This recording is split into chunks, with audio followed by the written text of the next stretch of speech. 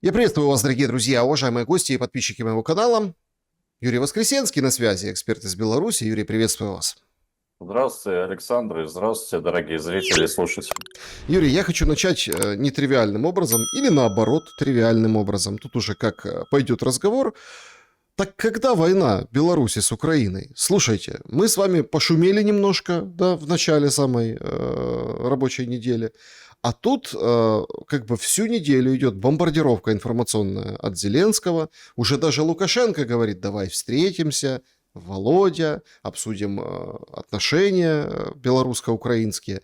Ну там, я приеду в любую точку Украины, или ты приезжай в любую точку Беларуси. Предложение на самом деле с точки зрения там дипломатии и с точки зрения вообще политики, оно жирное. Ну, почему? Потому что, ну вот, я даже у себя в телеграм-канале не удержался, написал, ну вот представьте, да, приезжает Лукашенко куда-нибудь в какой-нибудь город Украины или в Киев, например, да, то есть, но отворот-поворот дает Банковая. Почему? Ну, давайте разберем эту всю ситуацию. Мы с вами в начале недели пошумели, очень хорошо поймали украинский режим на лжи. Вы помните эту карту, которую я в эфире показывал на официальном сайте Министерства лесного хозяйства.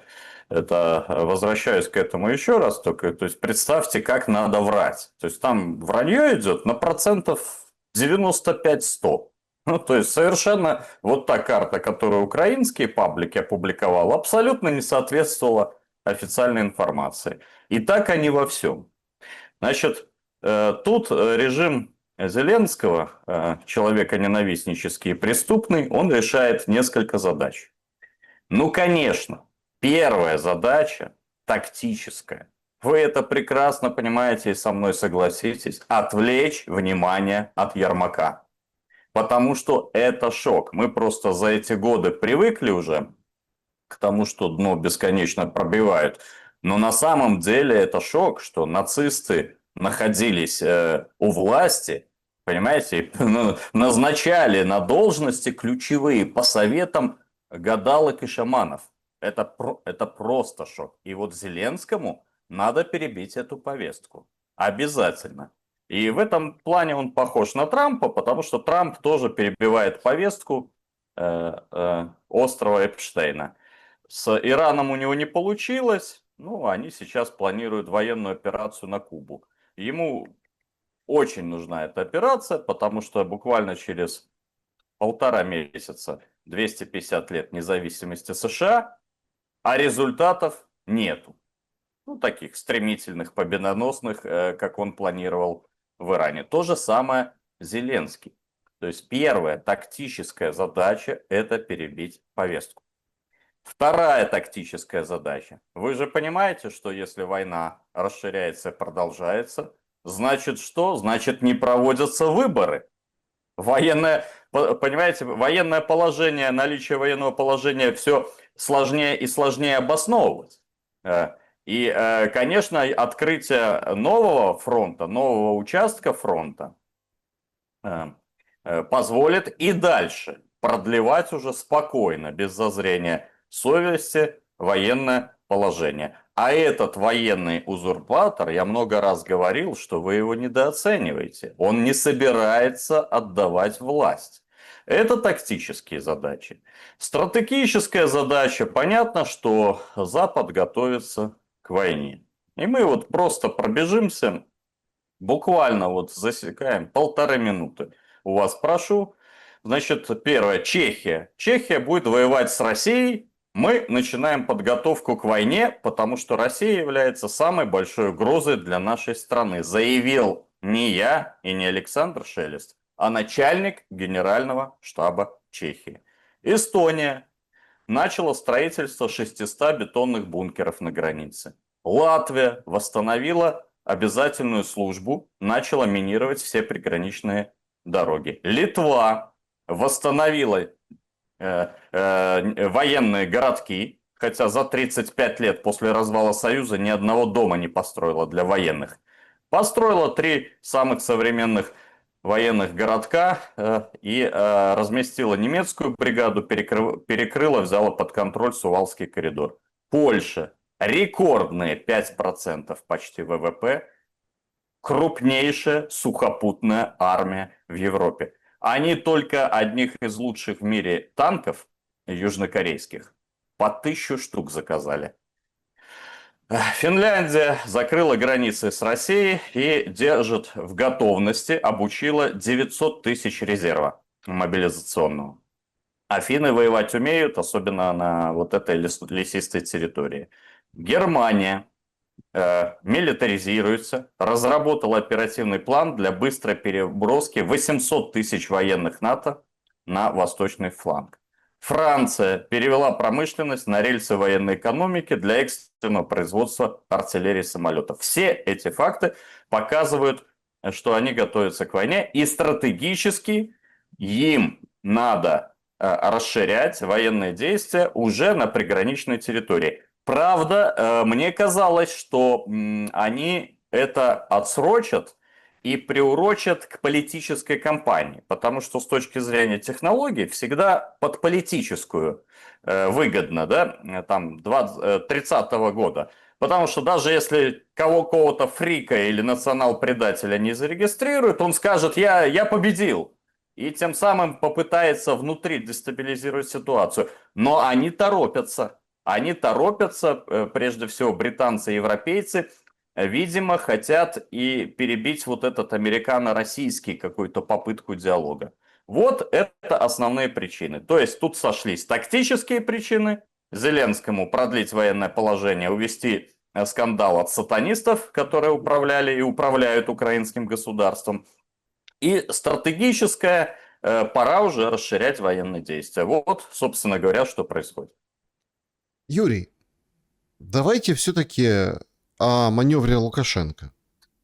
Ну, ведь такой достаточно дерзкий маневр. То есть, еще раз, Лукашенко идет на контакт. Но вместо этого Сибига выходит и говорит, то есть какой мы дипломатический ответ видим? Тихановская приедет в Киев. Я понимаю очень многих людей, которые выходят и говорят, что, понятно, что уровень Зеленского — это Тихановская. Вчера тоже обсуждали мы Елену Зеленскую как запасной вариант для Зеленского. И, в принципе, есть такая мысль, что вполне себе Елена Зеленская может быть как бы Тихановской. В случае, если все пойдет очень провально и там обрушится власть. Там где-то на Западе будут ходить и представлять Украину такими президентами или как, не знаю, лидерами в экзиле. В общем, вот таким же макаром. Но давайте тоже соотносить эту как бы историю. Зеленский проехал по всем северным областям Украины, вроде как для того, чтобы подготовить там громады, это села, общины, там города, для того, чтобы отражать атаку из Беларуси.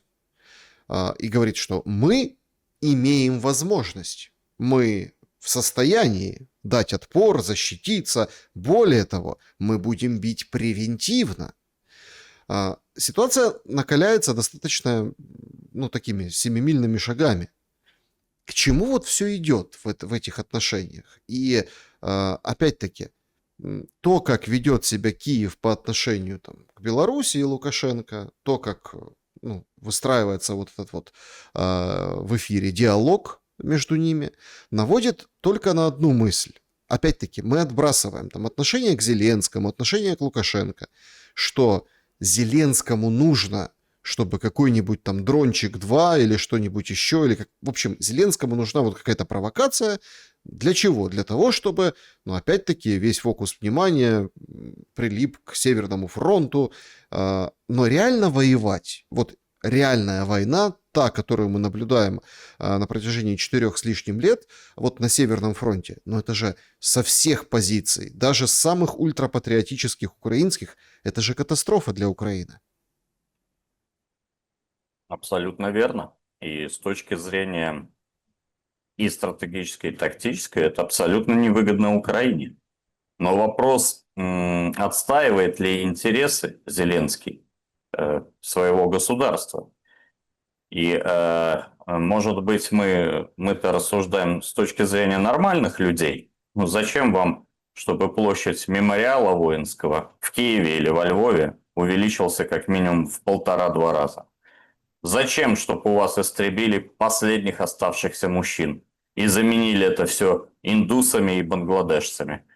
А может, это и есть британский план, который Мур тогда еще в 2020 году довел до Зеленского, и он его реализует. И ему абсолютно плевать на украинцев и на могилу своего деда. Он уедет потом, и все, и будет в Британии жить, где, как ему кажется, его никто не достанет. То есть, правильно, вы рассуждаете с точки зрения здоровой логики, да?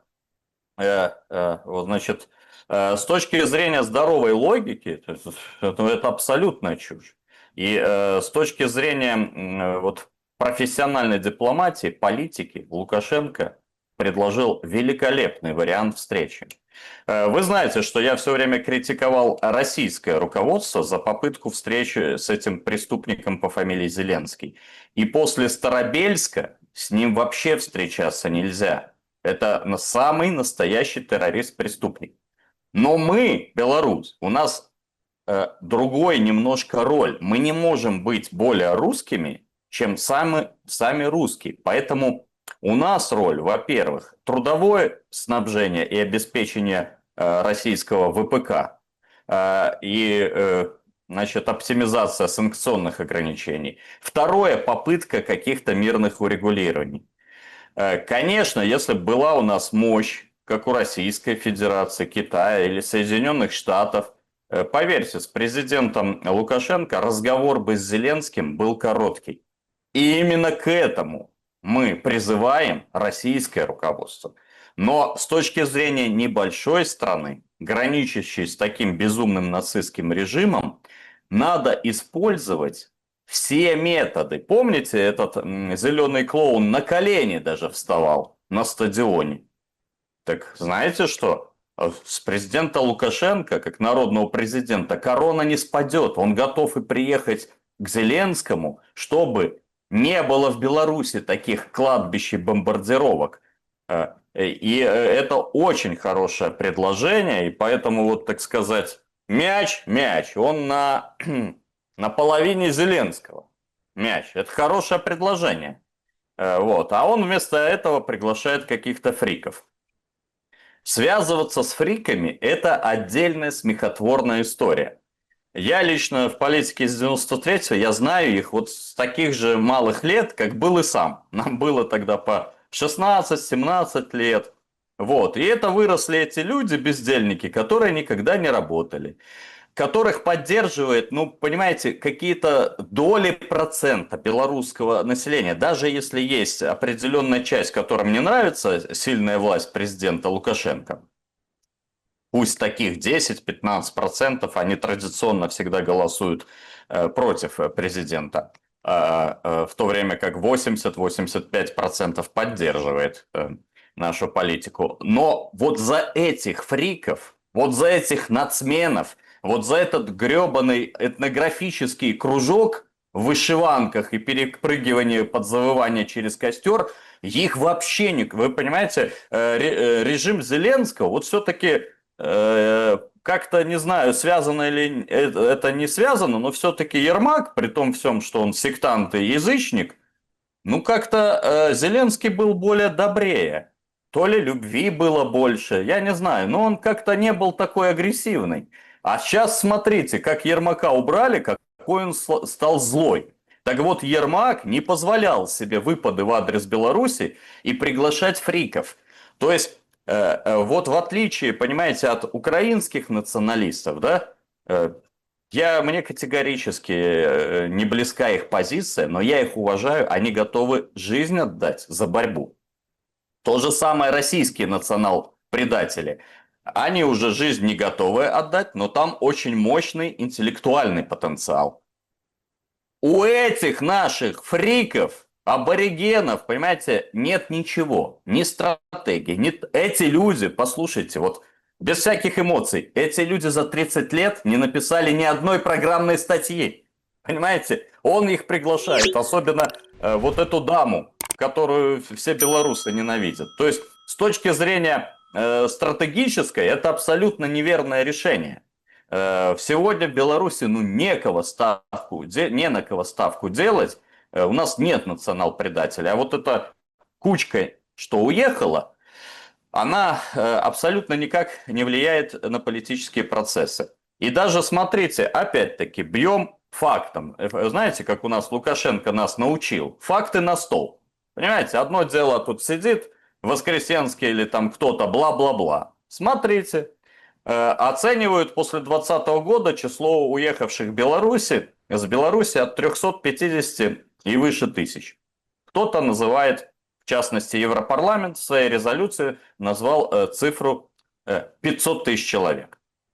Хорошо, она явно завышенная, но отталкиваемся от этой цифры.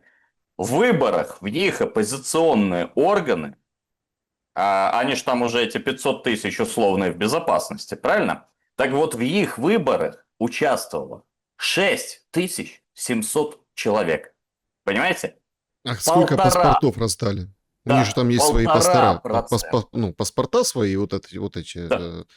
1,5%, Александр. Там тоже, уехавших. по-моему, я сейчас могу ошибаться, но там тоже такой же порядок цифр этих паспортов.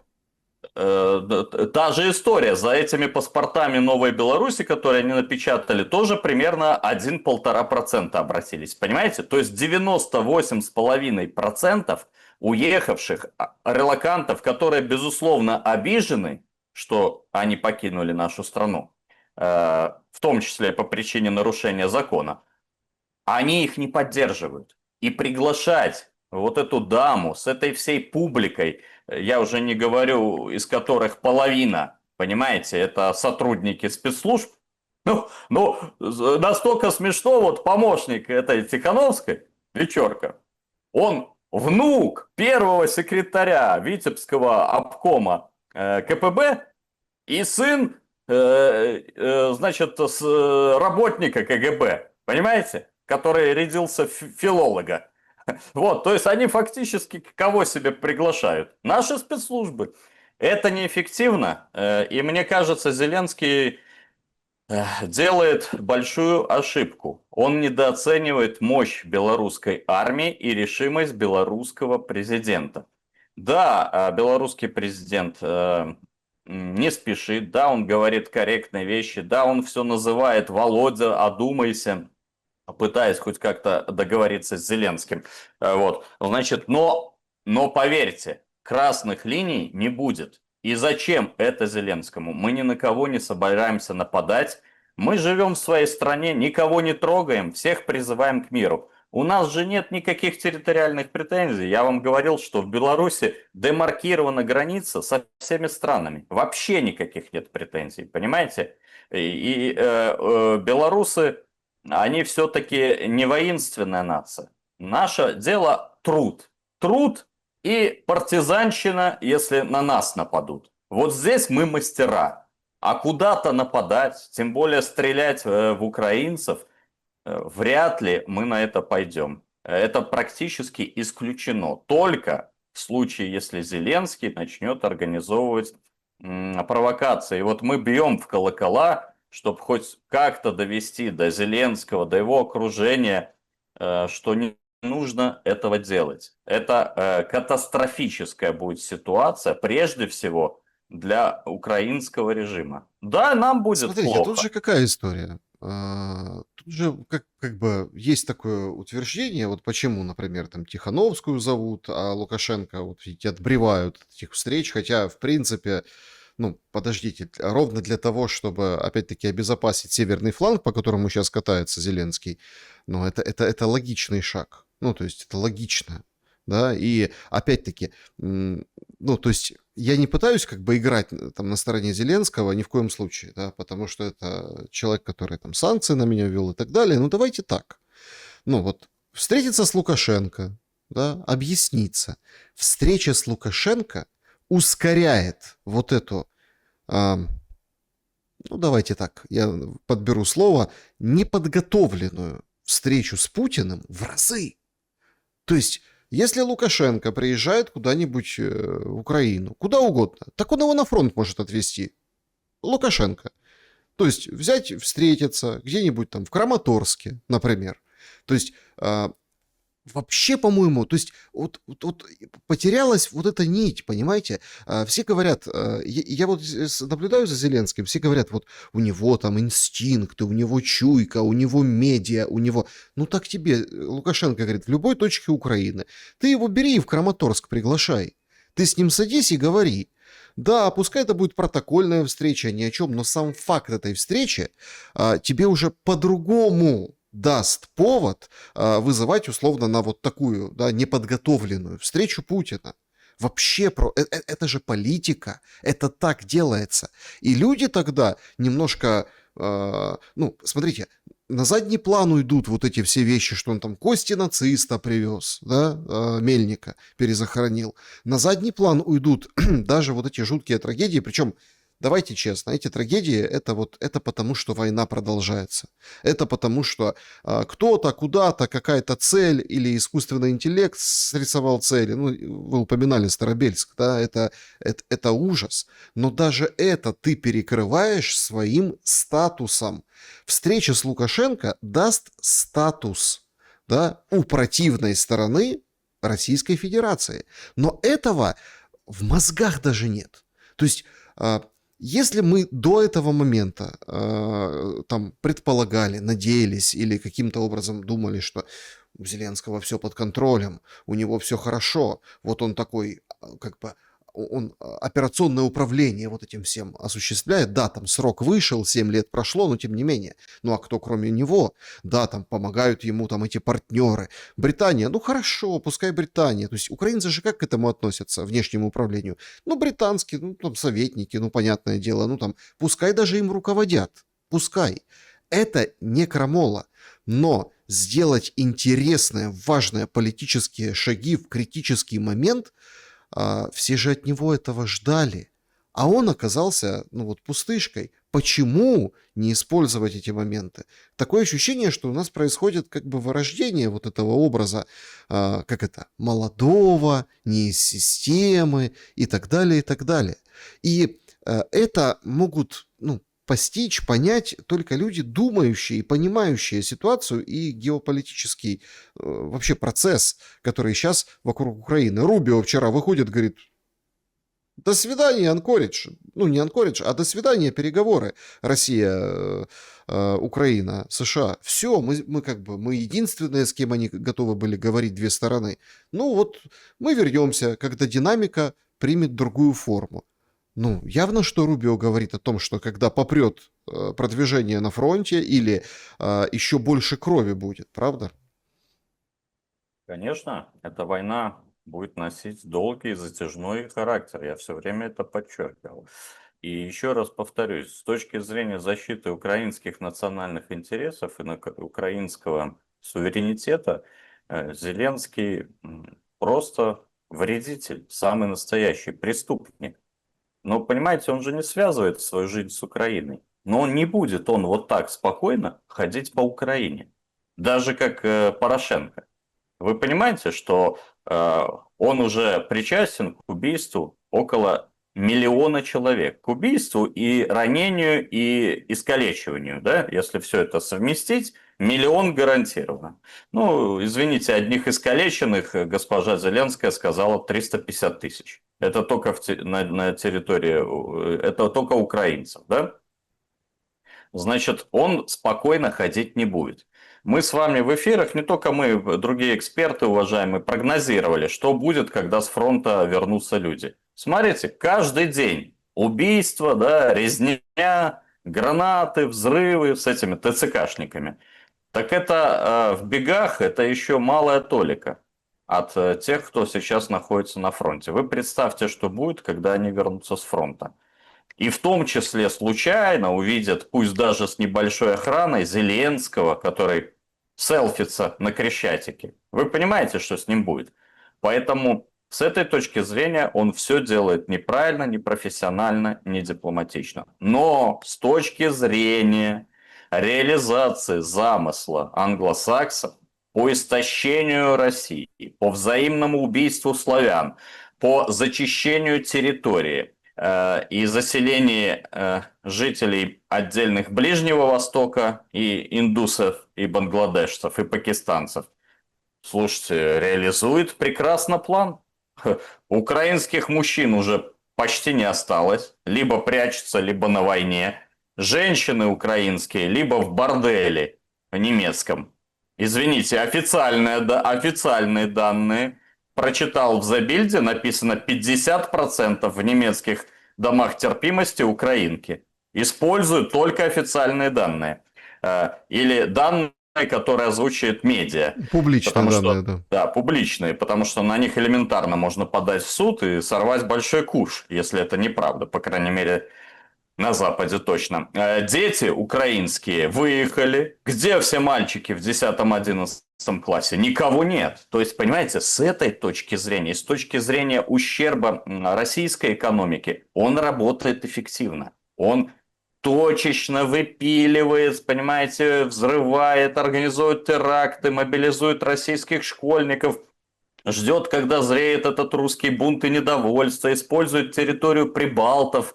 Это же вообще анекдот. То есть вслепую прибалтов, я уверен, что при всей отмороженности прибалтов, я уверен, что их даже никто не спрашивает. Они там решили с Зеленским бриты, и все. И оттуда полетели дроны, или там с кораблей, понятно, в Балтийском море. Их даже никто не спрашивает. Они, бедненькие, стараются сохранить хорошую мину при плохой игре. Вызывают Россию с протестом. Это вообще как анекдот. Какие-то юморески Задорнова или Жванецкого. Вот. Но ничего не могут сделать. Поэтому с точки зрения нормального, здравого человека, это беда Украины. Это преступник, который принес большую боль и трагедию. А с точки зрения агента британской охранки, назовем это так, может кто-то скажет, вот какие-то штампы. Слушайте, ну все делает, как им надо. Вот все. И делает профессионально. Я потому что говорил, что у них очень сильная школа аналитическая. Они планируют на десятилетия вперед. На десятилетия. А мы не всегда так планируем и часто ошибаемся, веря в свою пропаганду. Особенно хихикая, ой, какая ж слабая Европа, ой, она сейчас развалится. Да о чем вы говорите? Это такой военный научный потенциал, что да, сейчас она чуть-чуть слабовата и смотрится комично, потому что кто руководит? Ну, простите, бабы, извиняюсь за выражение. Ну вы же не Значит, банда сексист. эти... Ну, слушайте, ну. Так это были б женщины, они даже не причесываются, не красятся. То есть эти Мецолы, Урсулы, Калосы, понимаете? Но если завтра придет сильный лидер, если придут воинственные лидеры, нам может не поздоровиться. Это очень сильное геополитическое образование с военным бюджетом в 20 раз. Весь НАТО там в 30 раз, а чистая Европа там в 17 или 20 раз больше военный бюджет России. То есть нельзя недооценивать и списывать их со счетов. Одна мощная польская армия чего стоит. А мы вот поверили в свою пропаганду, что мы там бахнем, они разбегутся. Мы уже бахнули тут, по Киеву и по другим городам. И вы знаете, я послушал президента Российской Федерации, вот, и его проникновенные слова по колледжу в Старобельске. И, кстати, огромная, конечно, это трагедия, и высказываем сочувствие всем погибшим, всем жертвам, всем раненым этого преступного акта. Но вы знаете, я подумал, что действительно вокруг президента России создан определенный информационный вакуум. Потому что он удивился, а ведь такие же теракты, да, похожие, ну, похожие примерно, происходят каждый день в Курске. Ну, хорошо, там не 10, на сегодняшний день 10 человек погибло, да, официально. Еще там сколько под завалами. Слушайте, ну 2-3 человека в день, а за неделю по 20-30 человек, по 300 детей за год, простите, за такие вот подсчеты, гибнут в Белгородской, Воронежской, Курской областях. Это что, не теракт? Террористические акты в ежедневном режиме случаются. И такое впечатление, что действительно до президента России не доносят какие-то вопросы, потому что он же говорил абсолютно правильные слова и сказал абсолютно правильное заявление о том, что мы не оставим это без последствий. Так если я уверен, что он даже про Купинск не знает, в начале декабря мы заявили о том, что его освободили. И где Купинск? Но это я к тому, что мы тут на Берлин собрались и на Париж. Так может сначала эту малую Токмачевку взять и Купинск?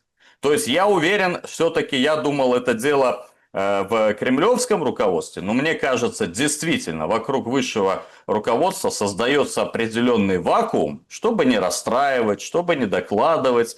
Вот, потому что если бы это президент знал России, конечно бы он отреагировал.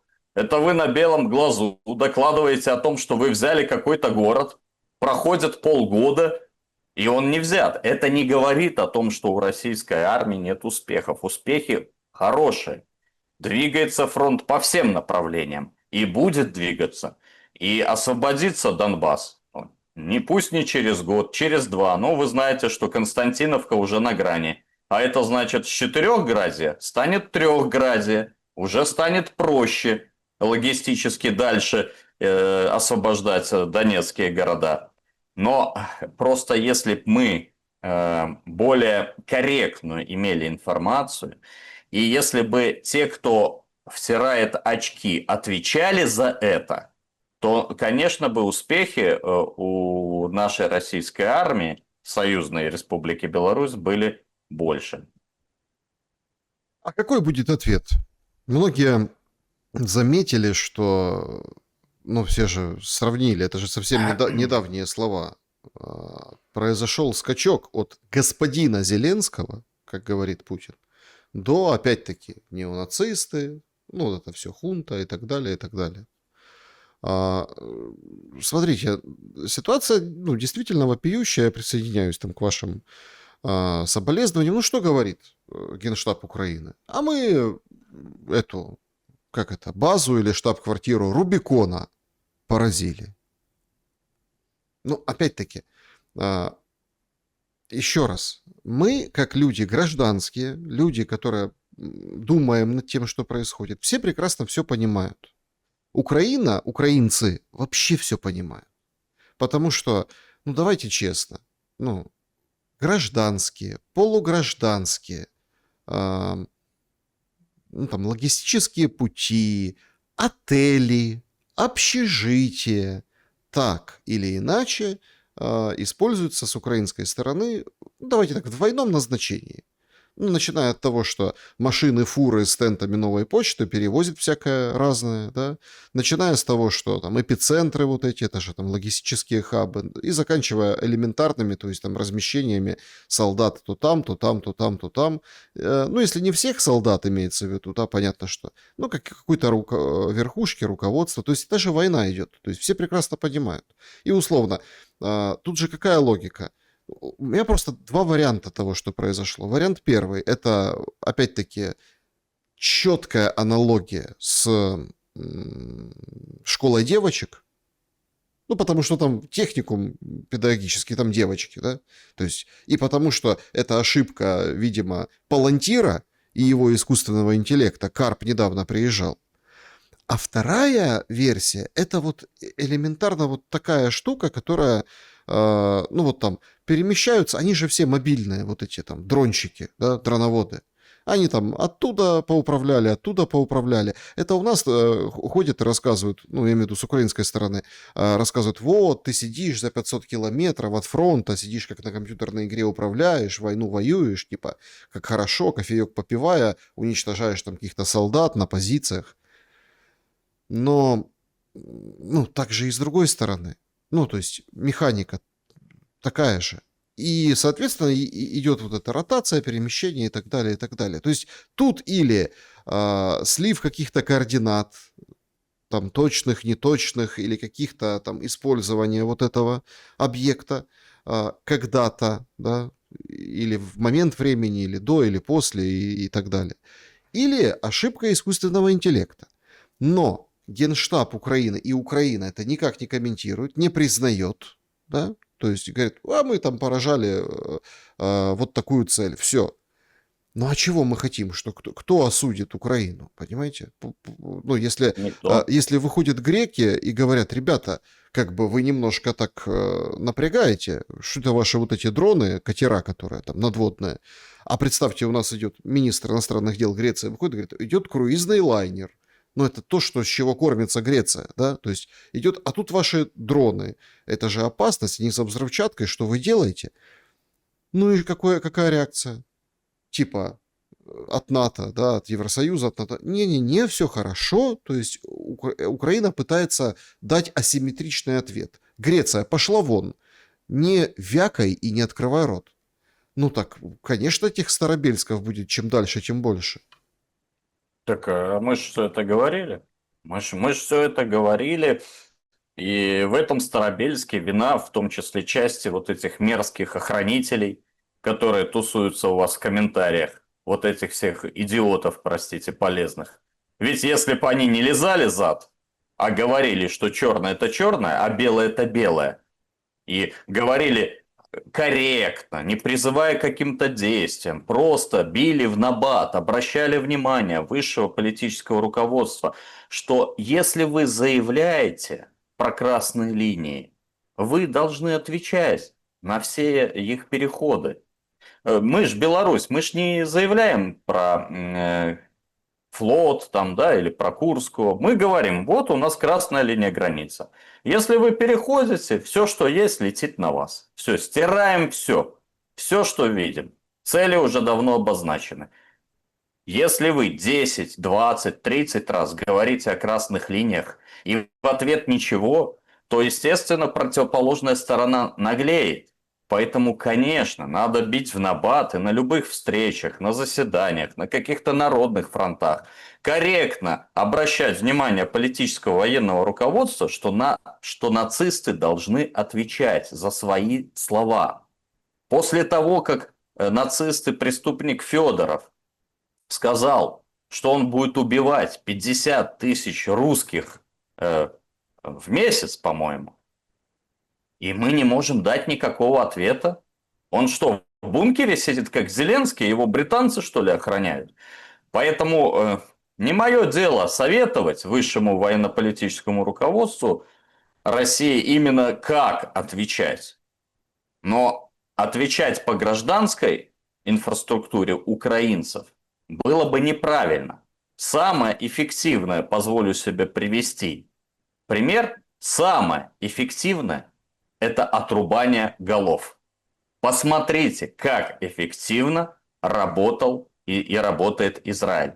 Это самое эффективное, потому что толку бить по какой-то казарме, там такие же простые русские люди с промытыми нацистами головами. Вот и все. Им назад промыть, и нормальные будут снова наши мужики, трудолюбивые, тихие, спокойные, толерантные, как все мы, белорусы, русские. Вот, поэтому бить в ответ по гражданской инфраструктуре и каким-то казармам не так эффективно. Можно, да, можно, пожалуйста, это вы определяетесь. Но эффективнее резать голову. Вот, понимаете? Резать головы, как в народе говорят. Вот нацист Буданов, вот нацист Малюк, вот нацист Федоров. Вы что, не знаете, где они живут? Вы что, не знаете, где Конча Заспа? Это что такое, что 5 лет почти работал в Кривом Роге этот Акселор Миттал? Это только впервые на 5-й год туда долетели дроны. Вы что, на карту не смотрите? Это что вообще происходит? Какая вопиющая некомпетентность. Это что такое, что в Одесском порту переполнены суда все? Отгрузка идет. И в этих судах в том числе оружие британское и других стран.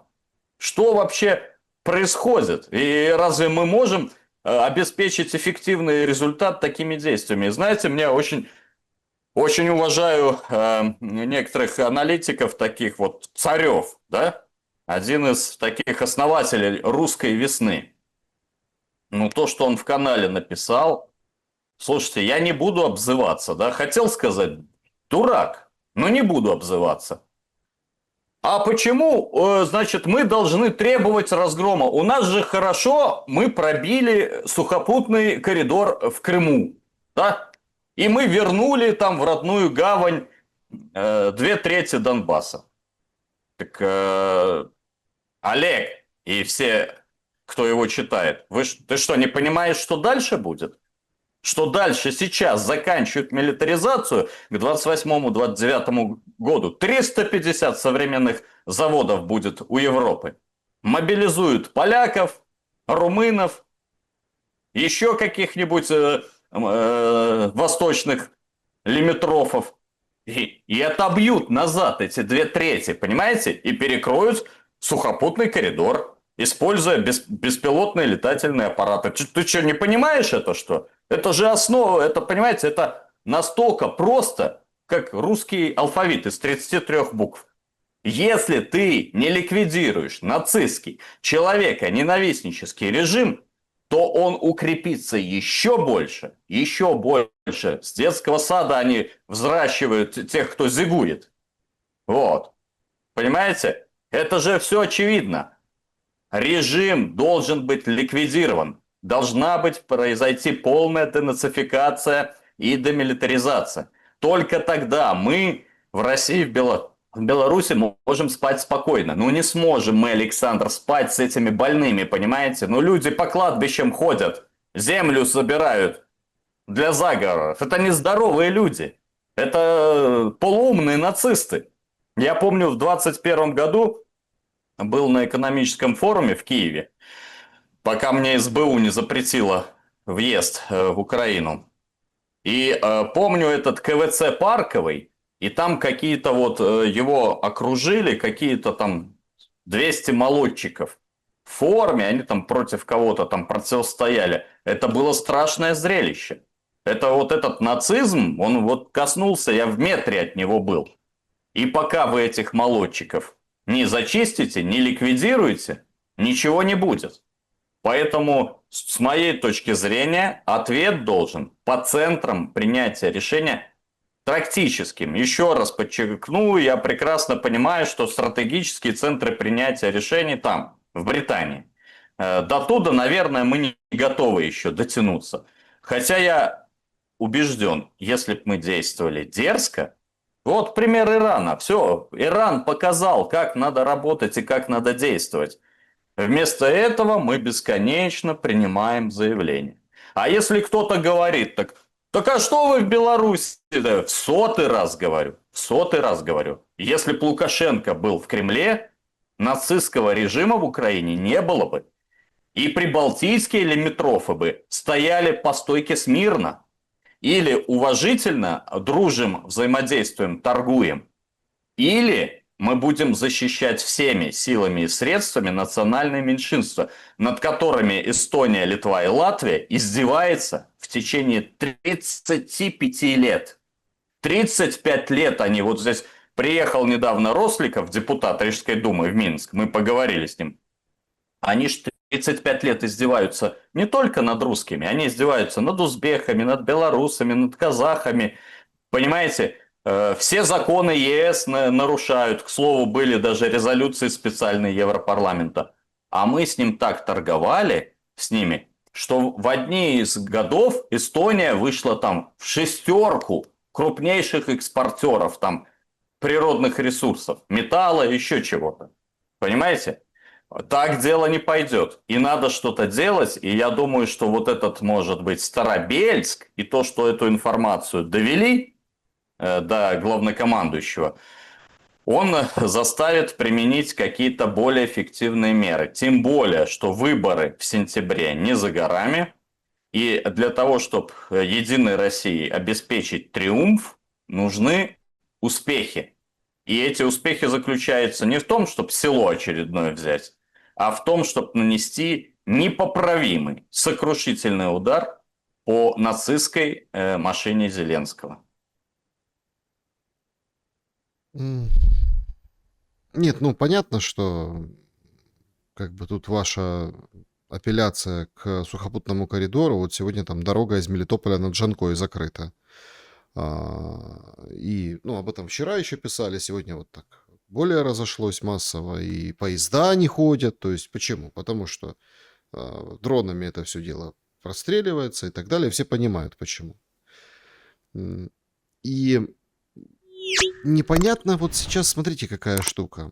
М, Пошла вот эта вот мода, что любой даже там малый какой-то успех и любая даже жуткая, но с точки зрения военных, ну вот по-военному, да, ну, преступление, трагедия, то есть и так далее, все как бы кладется сейчас такой период в копилку Украины. Ну, вот смотрите, это Зеленский. И Зеленский вот с этой позиции может там указывать Мерцу, там же Мерц говорит, давайте сделаем ассоциированное членство, там какое-то такое получленство в ЕС, давайте вот так. А Зеленский говорит, нет, нам нужно только полноценное. Ну и вот вся эта возня идет. А деньги-то зажали в кулачке и не дают пока. Вот ожидают в июне эти денежки, ну, вот, которые кредитные, 90 миллиардов на войну. Получается очень интересная история. То есть без денег, без денег Зеленский вот демонстрирует вот такие. А с деньгами что будет? То есть это вот идет вот такая экспонента, то есть да, вот оно нарастает, нарастает, нарастает. Я не могу понять, в чем подоплека. Ну вот смотрите, можно же там 150 тысяч раз говорить о том, что мы там и сухопутный коридор перережем, и до Кремля дострелим, и вот НПЗ поражаем, и так далее, и так далее, и так далее. Но объективно, вот это как с Белоруссией, да, вот тот же самый пример. То есть а, или есть четкое убеждение, что зайдут в ВСУ, и будет типа авантюры Курской области, да, а их там белорусы будут с цветами встречать, освободители от лукашизма, вот это вот все. И, ну, так, получается, Зеленскому рассказали, понимаете? И так это будет, наверное, представлено. Я помню, что в Курской области тоже, наверное, вы замечали, что они, ну, пытались на первых порах нечто подобное соорудить. Находили там какого-то там дядю Ваню, там, который там что-то их там махал, радовался ВСУ в Курской области. Но через 9 месяцев, ну, в общем-то, история ушла. Сейчас такое пытаются провернуть с Белоруссией, исходя из ситуативной выгоды. Но стратегически это же полный провал. Вот точно так же то, что сейчас мы видим, да, то есть денег-то нет. И вообще, если честно, впечатление такое, что отстреливают последние патроны. И вот все говорят, их много, там вот, там дроны. Отстреливают последние дроны, последние информационные поводы, последние.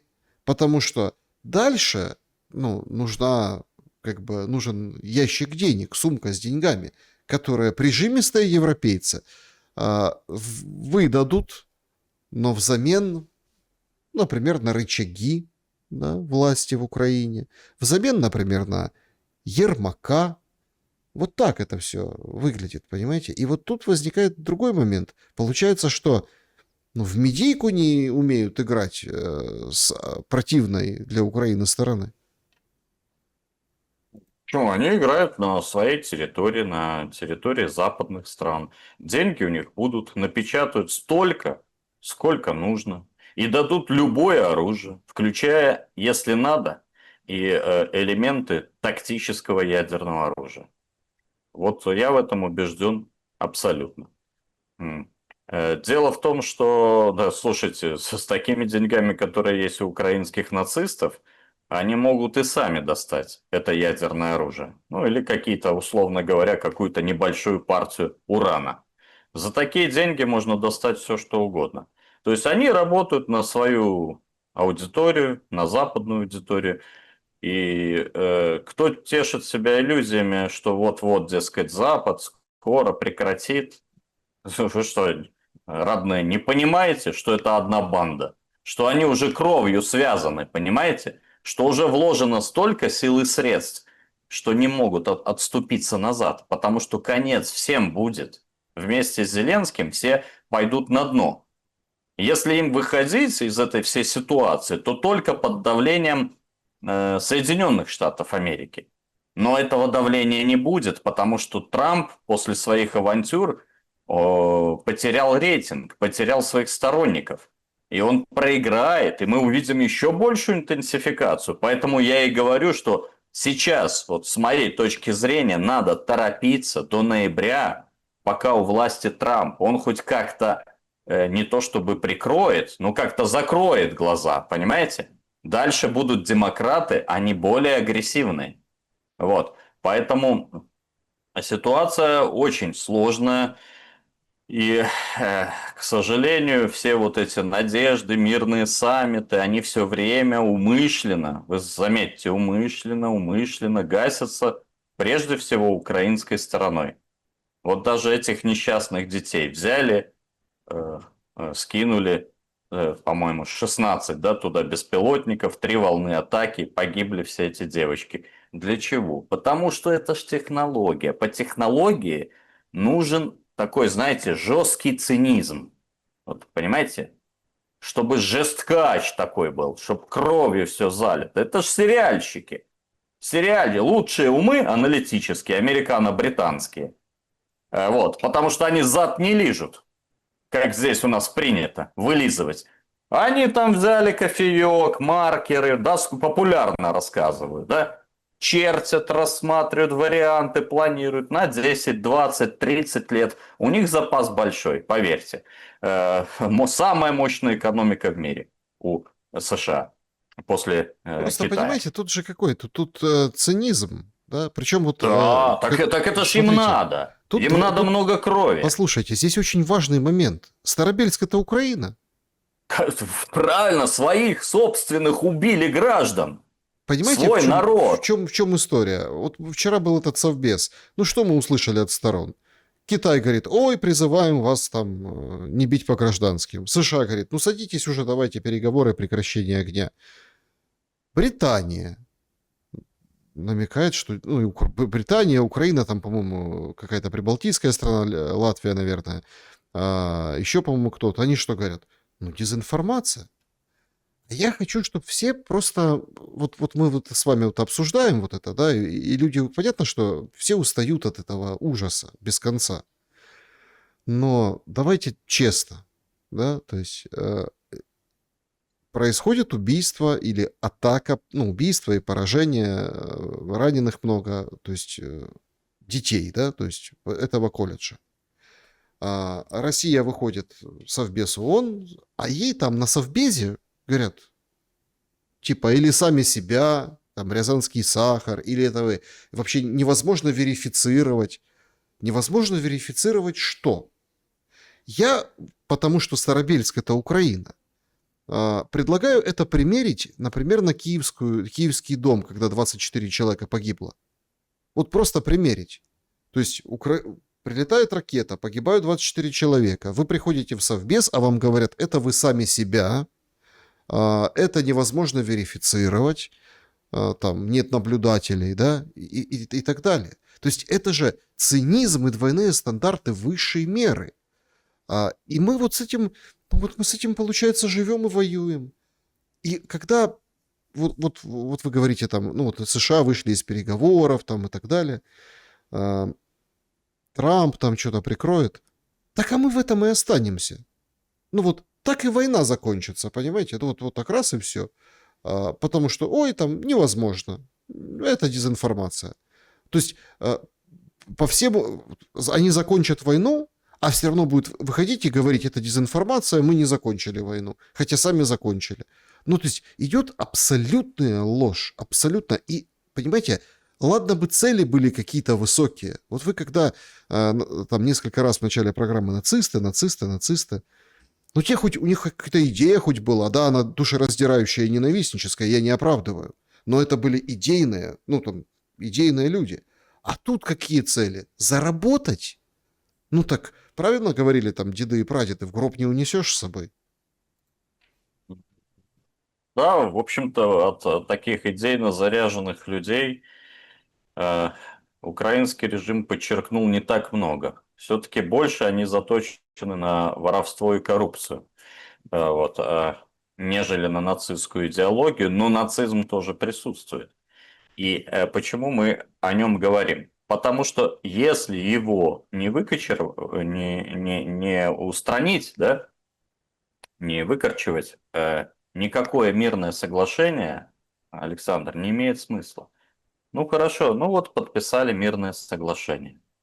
Ну какой мир может быть там, где запрещают разговаривать на своем языке, ходить в храм, читать книжку, где преследуются языковые, этнические, лингвистические группы, где общество абсолютно тоталитарное, превратилось в тоталитарную секту.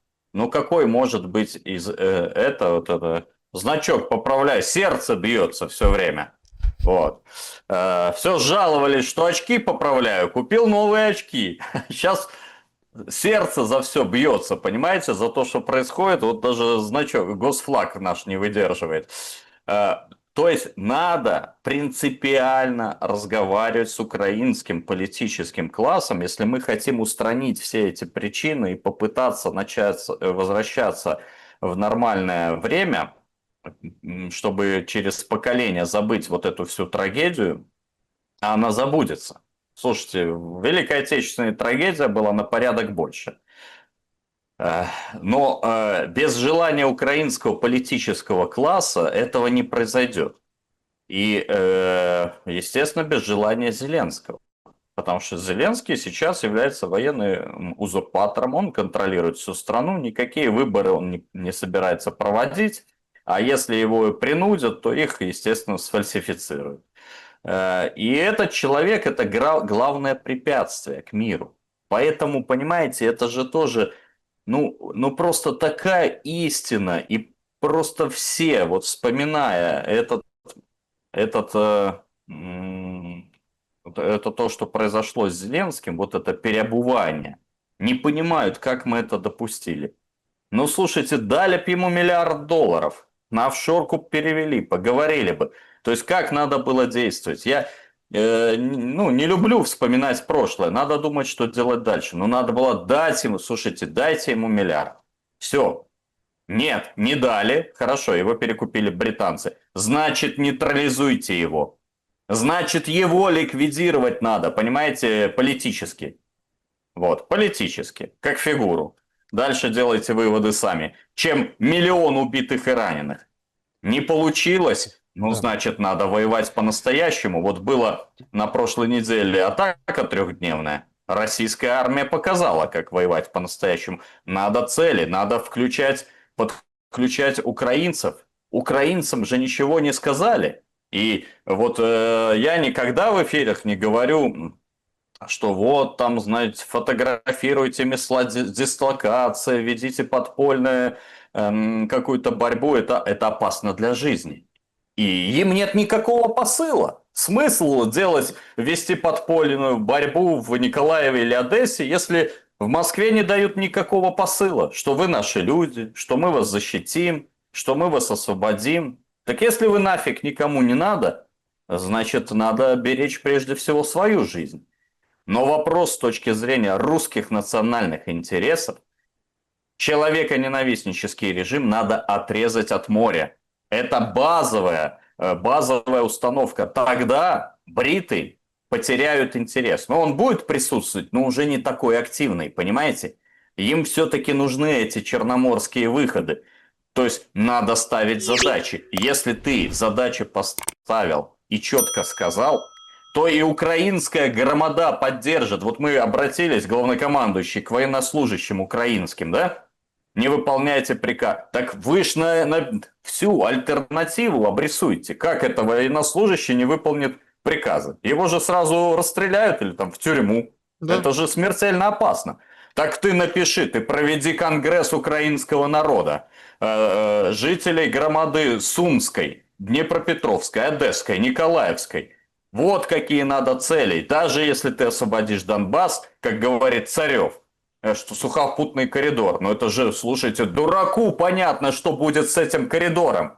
Вы понимаете, семья не проедет в Крым, мы не можем в Крым ехать. До 1,5 миллиона, 2 миллиона белорусов каждый год отдыхало в Крыму, в Затоке, в Одессе.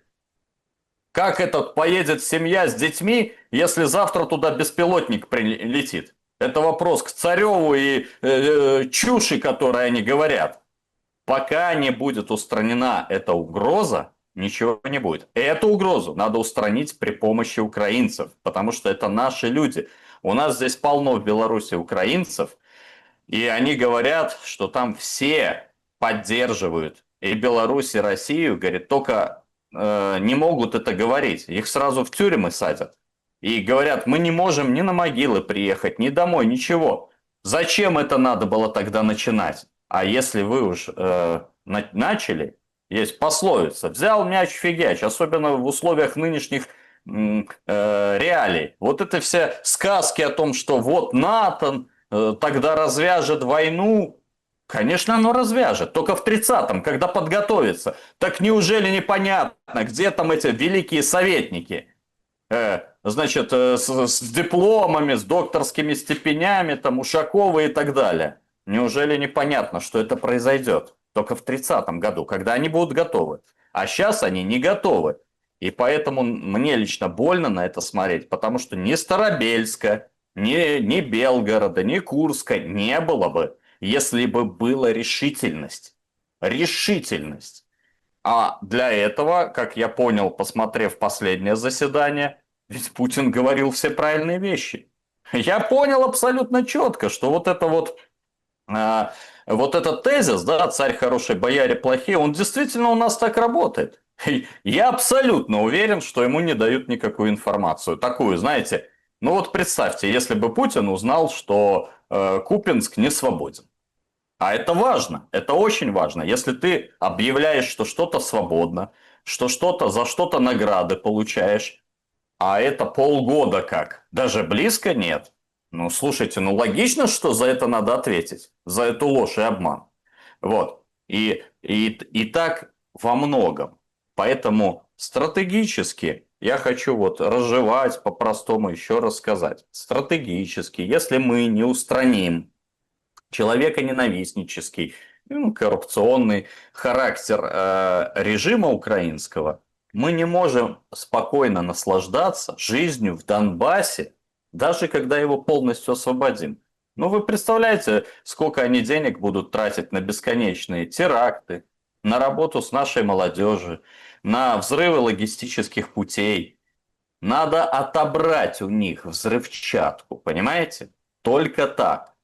Это сделать можно? Можно. Надо подключать украинскую громаду. Для украинской громады, чтобы их подключать, надо альтернативу нарисовать. Ребята, Одесса, Николаев, Сумы, Чернигов, все вернется в родную гавань. Мы воссоединимся с Приднестровьем. Там почти 500 000 русских граждан. Вы почему? Какое имеете право кидать их на произвол судьбы? Вот. То есть вот такие посылы, они приведут к результату. А вот такое вот на полшишечки и анкоридж, он приведет к дискредитации власти, и что люди, и в том числе украинцы, они разочаровываются и теряют свою идентичность, понимаете? Как русскую, так и украинскую. Они просто уезжают, размываются в других странах. Вот в чем очень серьезные стратегические просчеты. И, к сожалению, от Беларуси не зависит урегулирование этой ситуации. Мы можем только выступать в качестве посредника, что и пытаемся делать. И, конечно бы, если бы господин Зеленский принял вот это, так сказать, предложение Лукашенко, было бы неплохо. Но я подчеркну. Да подождите, господин или там нацист там и так далее, тут тоже как бы... Тут же... Слушайте, неделю назад я слышал Пескова и Ушакова, которые его называли президентом. Мгм. Хотя я, например, говорю, что с мая 2024 года он нелегитимен. Он не является президентом. Ну, если Песков и Ушаков сказал, там и Матвиенко, ну хорошо, пусть будет президентом. Им, наверное, виднее. Мы люди маленькие. Это Вот. да. Может, я же говорю, если бы не Старобельский, еще бы чуть-чуть, и он бы на параде Красной площади был. Мы же это обсуждали. Ну, Вот. да, получается, да. Получается, Поэтому, анкоридж на полшишечки, да. понимаете, да, понимаете, надо быть последовательным. Если ты хочешь с этого соскакивать, хорошо, соскакивай, ущемляй интересы России, договаривайся, чтобы не стреляли, не взрывали, не проводили теракты. Если ты хочешь выполнить цели СВО, значит выполняй цели СВО. С такими огромными бюджетами их их нельзя затягивать, выполнение целей, понимаете? Время на исходе. К 30-му году Европа будет готова к полномасштабной войне и, возможно, вторжению. Зачем Польше 1000 танков? Объясните, пожалуйста. Ну, Это по же... Беларуси прокатиться. Чего? Конечно, Ну, так, а поэтому зачем? вот мы чё так нервничаем, может иногда даже нервничаем не совсем корректно, да, за что извиняюсь, там, если кому-то что-то не нравится, но это правда. Или мы ликвидируем эту угрозу для всего человечества. Я предупреждаю и предупреждал еще в 22 году, что когда, даже если их будут давить, они все забаррикадируются от Буданова до Федорова с пультом на Ровенской АЭС. И будут этим пультом, понимаете, угрожать. Вот так и произойдет. Так надо действовать быстро и стремительно. Вот он главный рецепт. Потому что это отморозки. И они не связывают свое будущее с украинским государством. Вот. Они просто уедут туда и будут... Где там у Умерова? Сколько у него там поместья во Флориде? И будут там жить, пить флоридское вино и хохотать. И им абсолютно безразлично, кто еще погибнет в Старобельске или в Донецке, или в Луганске, или даже в Киеве. Вот в чем главная причина. Это рецепт, понимаете? Рецепт победы. Быстро, эффективные, дерзкие принятия решений. Вот мы посмотрим, какой будет ответ на Старобельск. Но даже если этот ответ будет эффективный, надо думать вообще о стратегии. Понимаете, Александр? Вот это вот продвижение черепашье, в то время, когда нацистский режим укрепляется все больше и больше, я имею в виду в целом весь этот интернационал, я не беру только Украину. Украина у них на заклание отдана, понимаете? Страна-дрон. А вообще весь этот нацистский интернационал. Мерцев, Шмерцев, смотрите, у них же у всех форма вермахта или СС висит в шкафу от дедов. Кого не бери. Даже, простите, Пашиняна какого-то, Никола, нашли. Вот. Тот, говорит, однофамилец, который в нацистском батальоне служил. Это, говорит, у меня дедушка другой. Но, правда, дедушку того не нашли. Нашли только этого. То есть, понимаете, это нацистский интернационал. И эту гидру можно только победить, если сталинские сапоги будут по размеру. А если ты в них прыгнул и утонул, ну, то я скажу, это затянется очень надолго. А надоело. Надоело. Мы хотим это все закончить, чтобы снова спокойно приезжать в Киев, а наших любимых россиян и наших любимых украинцев ждать в Минске. Юрий Воскресенский был вам Так. собеседником сегодня. Спасибо за время и мысли. Друзья, спасибо, что посмотрели это видео. Напишите, с чем согласны, с чем нет. Поставьте лайк, не забудьте, это очень важно. И самое главное, в эти непростые времена берегите себя и друг друга. Добра и света. Увидимся.